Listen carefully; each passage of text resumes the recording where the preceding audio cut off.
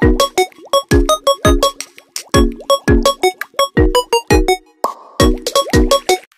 standby, kamera ready, sound ready, 3, 2, 1, action. Assalamualaikum warahmatullahi wabarakatuh. Perkenalkan, nama saya Putri Salsabila Andriani dengan nomor NIM 2312593. Saya dari kelas MPI 4C, perwakilan dari kelompok 9. Baiklah, di sini saya akan menjelaskan sedikit materi tentang manajemen kurikulum yang berkaitan tentang supervisi dan pengendalian kurikulum. Mau tahu kelanjutannya? Tonton terus sampai habis. Let's go! Baiklah, sebelum memasuki materi yang pertama, saya mau bertanya dulu nih kepada teman-teman. Kira-kira teman-teman ada yang udah tahu belum sih apa itu supervisi pendidikan? Kalau belum tahu, mari kita bahas tentang supervisi pendidikan dan pengendalian kurikulum. Let's go! Baiklah, di sini udah ada pengertian supervisi pendidikan. Supervisi pendidikan adalah proses pembinaan dan pengawasan yang dilakukan oleh supervisor atau pengawas pendidikan untuk meningkatkan kualitas belajar mengajar dan kemampuan guru. Baik, yang selanjutnya adalah fungsi dari supervisi pendidikan. Apa sih fungsi dari supervisi pendidikan itu? Nah, di sini ada 5 fungsi dalam fungsi supervisi pendidikan. Yang pertama, meningkatkan kualitas proses belajar mengajar. Yang kedua, meningkatkan kemampuan guru. Yang ketiga, membantu guru dalam mengatasi kesulitan. Yang keempat, meningkatkan motivasi guru. Dan yang kelima atau yang terakhir, membantu sekolah dalam mencapai tujuan pendidikan. Nah, dan yang selanjutnya, materi tentang tujuan dari supervisi pendidikan. Nah, kalau yang tadi kan fungsi, dan kalau yang sekarang adalah tujuan supervisi pendidikan. Apa sih tujuan dari supervisi pendidikan itu? Tujuan dari supervisi pendidikan sama aja, ada 5. Yang pertama, meningkatkan kualitas pendidikan. Yang kedua, meningkatkan kemampuan guru. Yang ketiga, meningkatkan motivasi guru. Dan yang keempat, membantu sekolah dalam mencapai tujuan pendidikan. Dan yang kelima, meningkatkan kualitas proses belajar mengajar. Nah, kira-kira teman-teman ada yang tahu nggak sih apa itu perbedaan fungsi dan tujuan dari supervisi pendidikan? Padahal, setelah yang tadi kita pelajari, hampir sama loh materi tentang fungsi dan tujuan dari supervisi pendidikan. Kira-kira apa ya bedanya dari fungsi dan tujuannya? Let's go! Baiklah, sini saya akan menjelaskan arti dari masing-masing fungsi dan arti dari tujuan. Yang pertama, fungsi. Fungsi adalah kegiatan atau aktivitas yang dilakukan oleh suatu organisasi atau unit kerja untuk mencapai tujuan tertentu. Nah, kalau misalkan tujuan, itu adalah hasil atau sasaran yang ingin dicapai oleh suatu organisasi atau unit kerja. Nah, jadi sudah jelaskan perbedaannya, fungsi itu apa dan tujuannya itu apa. Walaupun materinya atau isi dari fungsi dan tujuan itu sama, tetapi masing-masingnya punya pengertian yang berbeda loh teman-teman. Nah, dan materi yang selanjutnya saya akan membahas tentang bentuk dari supervisi pendidikan, atau bisa disebut juga dengan macam-macam supervisi pendidikan. Nah, macam-macam atau bentuk dari supervisi pendidikan itu terdapat 5 macam. Yang pertama ada supervisi klinis. Apa sih supervisi klinis itu? Supervisi klinis adalah berfokus pada kemampuan guru dalam belajar mengajar. Nah, jadi supervisi ini hanya berfokusan pada guru dalam belajar mengajar, tidak berfokus pada yang lainnya. Dan yang kedua ada supervisi kelas. Supervisi kelas yaitu berfokus pada proses belajar mengajar di kelas. Nah, namanya aja udah supervisi kelas, berarti supervisi tersebut berfokus pada.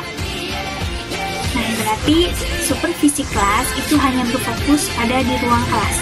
Dan yang ketiga ada supervisi sekolah, yang dimana supervisi sekolah yaitu berfokus pada kinerja sekolah secara keseluruhan. Nah, yang keempat ada supervisi individual, yang dimana berfokus pada kemampuan dan kinerja guru secara individu. Dan yang kelima ada supervisi kelompok, yang dimana supervisi kelompok yaitu berfokus pada kemampuan dan kinerja guru dalam berkelompok. Nah, itu dia macam-macam atau bentuk dari supervisi pendidikan.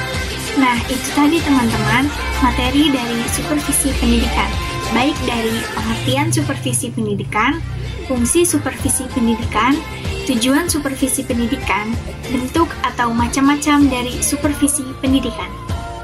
Eits, belum selesai loh materi yang kita pelajari. Di sini masih ada tentang pengendalian kurikulum. Apa sih? Kira-kira teman-teman ada yang tahu nggak apa itu dari pengendalian kurikulum? Mari kita simak video ini sampai habis. Let's go!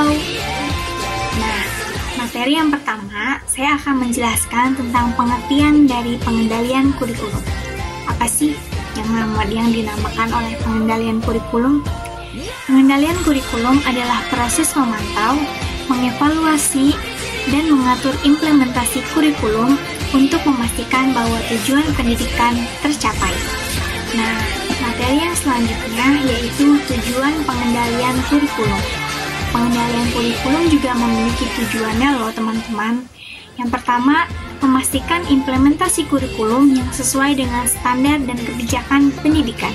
Yang kedua, meningkatkan kualitas pendidikan. Dan yang ketiga, memastikan bahwa tujuan pendidikan tercapai. Dan yang keempat, mengidentifikasi dan mengatasi kesulitan dalam implementasi kurikulum.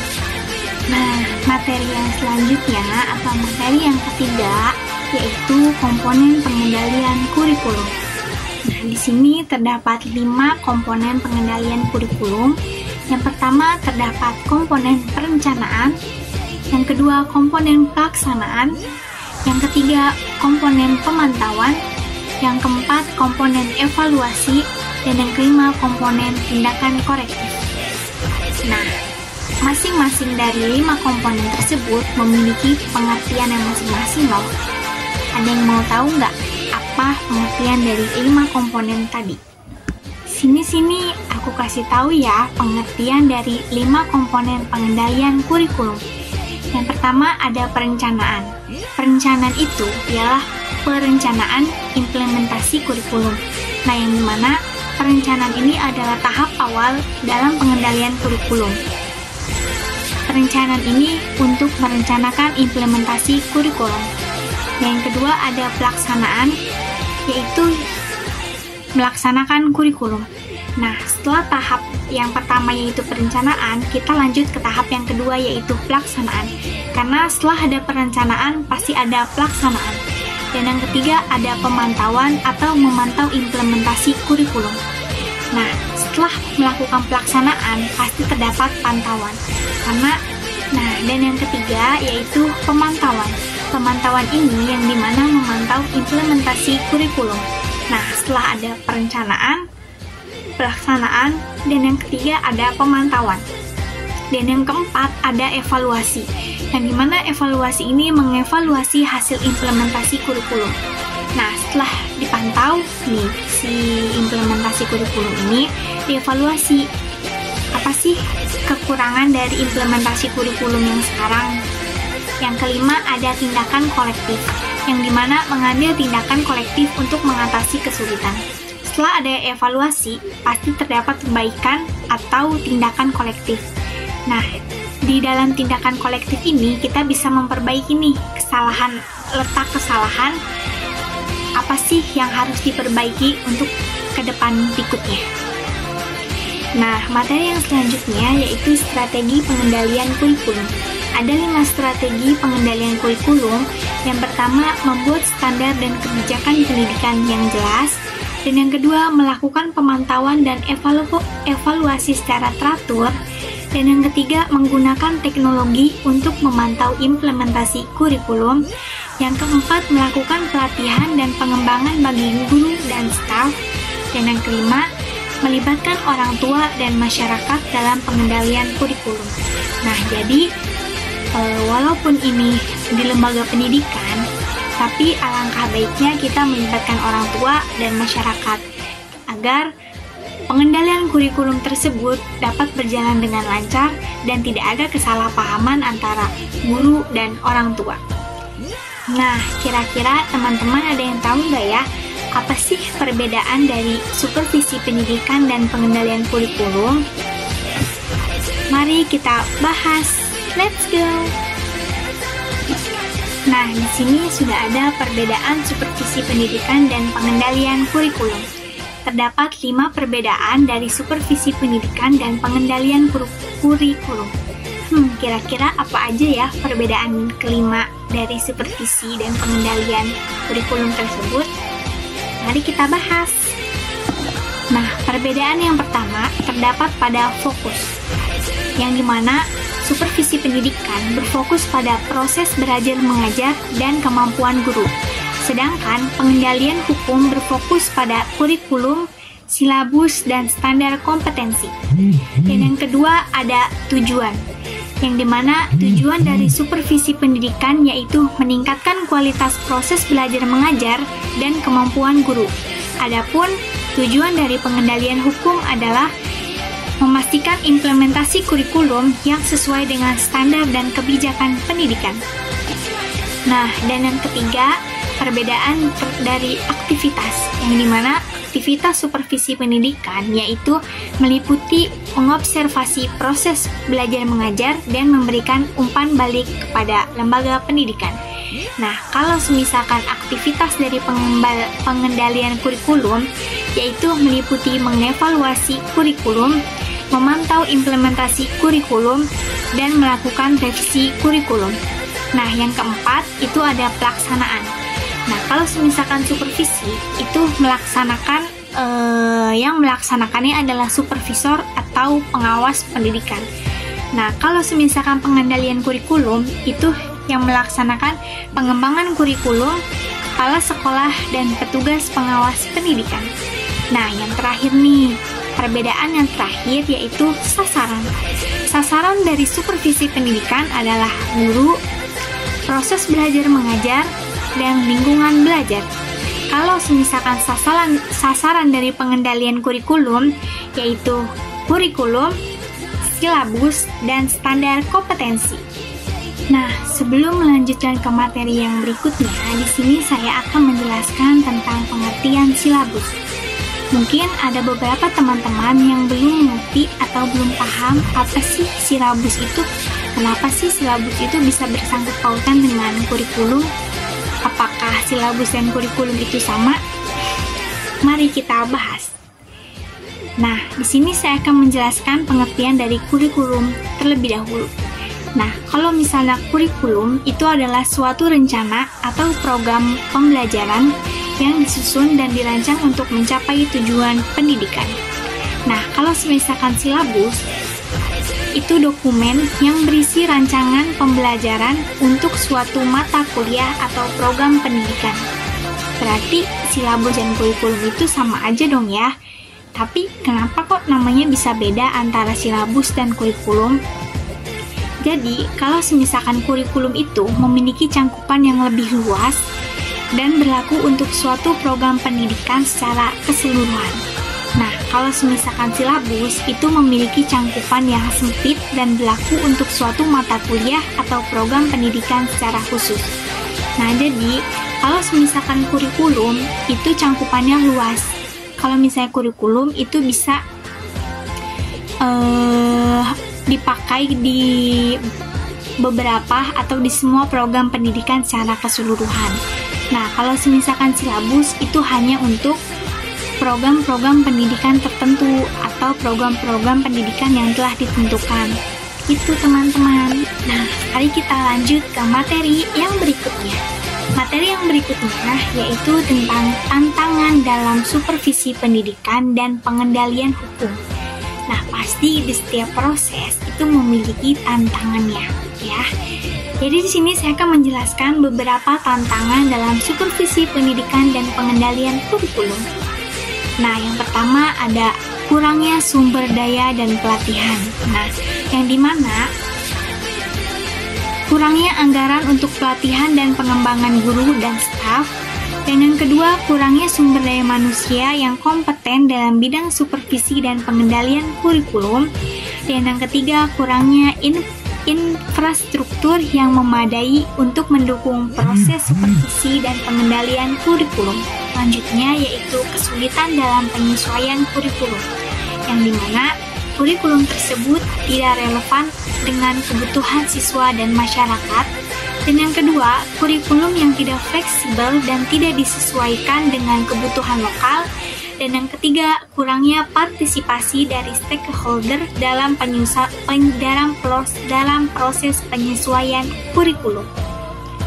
Nah, tantangan yang selanjutnya yaitu kurangnya evaluasi berkelanjutan, yang dimana kurangnya evaluasi yang sistematis dan berkelanjutan dalam proses supervisi dan pengendalian kurikulum. Yang kedua, kurangnya penggunaan data dan informasi dalam proses evaluasi. Dan yang ketiga, kurangnya tindakan korektif dan efektif dalam mengatasi kesulitan yang ditemukan dalam evaluasi. Nah, kenapa terdapat kurangnya penggunaan data dan informasi dalam proses evaluasi? Karena biasanya orang-orang tersebut tidak menggunakan data atau informasi yang relevan. Biasanya orang-orang tersebut tuh ingin mengambil cara cepatnya saja teman-teman, sehingga evaluasi tersebut kurang atau tidak fleksibel. Nah, yang keempat, tantangan yang keempat yaitu ketimpangan akses dan komunikasi, yang dimana ketimpangan akses ke sumber daya dan fasilitas pendidikan yang memadai. Dan yang selanjutnya, ketimpangan dalam implementasi kurikulum dan kebijakan pendidikan di berbagai daerah. Dan yang selanjutnya, kurangnya perhatian terhadap kebutuhan siswa yang berbeda-beda, seperti siswa dengan disabilitas atau siswa yang dari keluarga miskin. Nah, itu tadi teman-teman materi dari supervisi pendidikan dan pengendalian kurikulum. Dan di sini saya akan membacakan kesimpulan dari supervisi pendidikan dan pengendalian kurikulum. Supervisi pendidikan dan pengendalian kurikulum adalah dua konsep yang saling terkait walaupun berbeda pengertiannya ya, dan sangat penting dalam meningkatkan kualitas pendidikan karena dua-duanya saling terkaitan antara supervisi pendidikan dan pengendalian kurikulum. Nah, supervisi pendidikan ini bertujuan untuk meningkatkan kualitas proses belajar mengajar dan kemampuan guru. Nah, sedangkan pengendalian kurikulum bertujuan untuk memastikan implementasi kurikulum yang sesuai dengan standar dan kebijakan pemerintah. Namun, terdapat beberapa tantangan seperti kurangnya sumber daya dan pelatihan, kesulitan dalam menyesuaikan kurikulum, dan ketimpangan akses implementasi. Oleh karena itu, teman-teman, perlu dilakukan upaya untuk mengatasi kesulitan-kesulitan tersebut dan meningkatkan kualitas pendidikan. Nah, mungkin itu saja materi yang dapat saya sampaikan tentang supervisi pendidikan dan pengendalian kurikulum. Jika teman-teman masih ada yang belum dimengerti tentang materi yang sudah saya jelaskan, boleh tulis di kolom komentar ya. Jangan lupa like, subscribe, dan komen. Bye-bye! Berjumpa di video selanjutnya.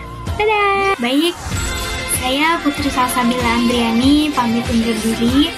Semoga teman-teman suka dengan materi yang sudah saya jelaskan dan mudah untuk dipahami. Sekian dari saya, kurang dan lebihnya mohon maaf. Allahumma muwaffiq ila aqwamit thoriq. Wassalamualaikum warahmatullahi wabarakatuh.